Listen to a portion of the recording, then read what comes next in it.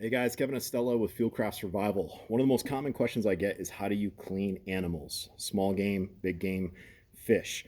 I've been cleaning fish because I've had a great morning out here on the water, and I'm going to demonstrate how to do it with just a very, very basic knife, Swiss Army knife that you probably should already have in your pocket, and a fish that I caught this morning. So, first and foremost, when you hold the fish, hold it by the gills. It gives you a great place to purchase the fish, to hold on to it, and it's not going to go away from you. It's not going to slip out of your hands when you're using a sharp knife. Second thing, bleed your fish before you do this, right? Don't do this to a fish that's still living. So I already cut the gills, bled out, makes the meat actually taste better. So I'm going to take my knife and I'm going to go inside of the vent, staying kind of shallow. I'm not going super deep. And what I do is I wiggle the blade to cut through that abdominal cavity. After I do that, I'm going to take my knife, and underneath the fish's mouth, the fish mouth, is this gill plate. Take your knife, go through, cut out. After that, what you're going to do is you're going to put your knife through here, cut this, and then the fun part begins. You're going to take your, actually just make sure that you're all the way through that abdominal cavity. It pretty much should make the fish open up. There we go. What I'm going to then do is I'm going to change my grip on this fish, holding it with two fingers like this, and I'm going to pull that gill plate out.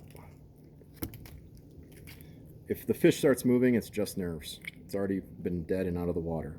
So I can pull that gill plate out. Sometimes you lose these front fins. It's okay, you're not eating fins, you're eating fish. And there we go, there's the gill plate. The next thing, what I want to do is I want to pull out all these intestines. Now, this should be opened right up. Here we go. And I'm just going to reach in, dirty work, and pull straight out.